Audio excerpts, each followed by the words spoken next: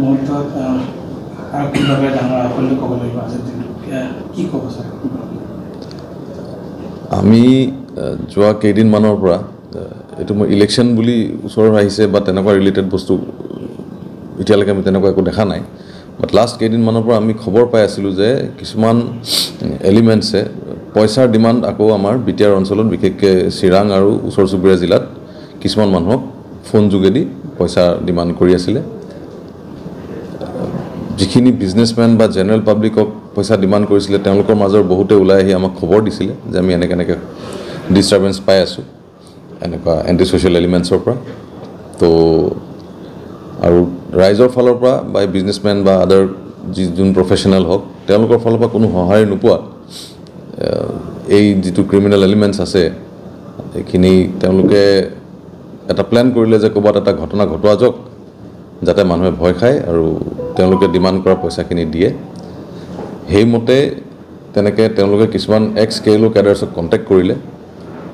Contact কৰাত সেই কথাটো আমি গম পালোঁ, এই খবৰটো আমি পাই আমি যোৱা ৰাতি অভিযান চলাই 3জন মানুহ আমি ধৰিলোঁ। তেওঁলোকক সোধপোছ কৰাৰ পিছত আমি আজি ৰাতিপুৱা তেওঁলোকে যিটো এক্সপ্ল'চিভ ডিভাইচ বনাইছিলে সেইটো আমি ৰিকভাৰ কৰিবলৈ সক্ষম হ'লোঁ।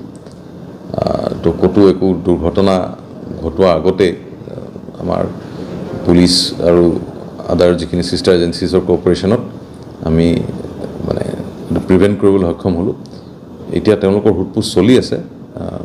মানুহকেইজনৰ নাম এজন তাৰ যি 3জন ধৰা হ'ল তাৰ 2জন এক্স-কেএলও কেডাৰ হয়।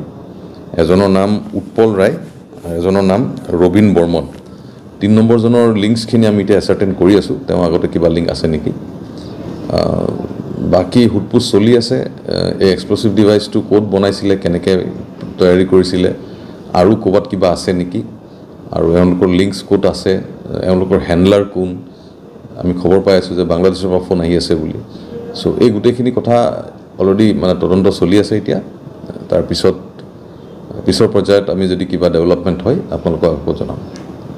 যিহেতু নিৰ্বাচন তৃতীয় পৰ্যায়ত নিৰ্বাচন একেবাৰে সন্মুখত, নিৰ্বাচন উপলক্ষে জিলাখনৰ নিৰাপত্তা ব্যৱস্থা কেনেকুৱা কৰিব? নিৰাপত্তাৰ দিশত আমি আপোনালোকে ন'টিছ কৰিছে চাগে এইকেইদিন আমাৰ এটা ফুল প্ৰুফ প্লেন বনোৱা হৈছে।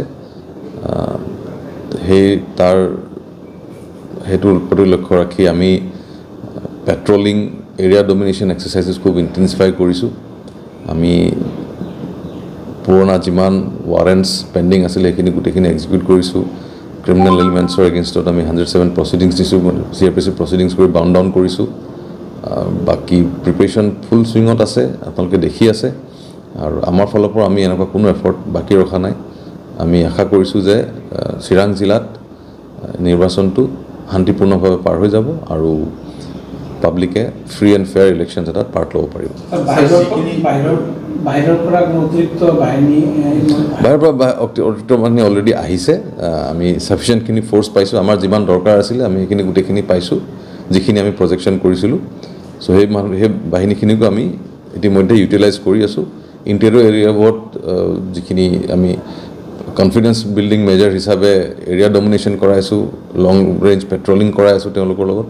আমাৰ ডিষ্ট্ৰিক্ট পুলিচ আৰু যিখিনি SAP আহিছে বা CAPF আহিছে তেওঁলোকৰ লগত আমাৰ জইণ্ট পেট্ৰলিং আৰু ডমিনেশ্যন চলি আছে। যিখিনি বিস্ফোৰক আজি ইতিমধ্যে উদ্ধাৰ কৰা হ'ল, সেই বিস্ফোৰকখিনি ক'ৰবাত তেওঁলোকে এনেকুৱা ধৰণৰ ঘটনা সংঘটিত কৰাৰ পৰিকল্পনা কিবা আছে নেকি বা তথ্য আছে নেকি ছাৰ? সেই বিষয়ে আমাৰ ইনভেষ্টিগেশ্যন চলি আছে। আমি তেওঁলোকক সোধপোছ কৰি আছোঁ। এতিয়া যিটো প্ৰচেছ মতে তেওঁলোকক আমি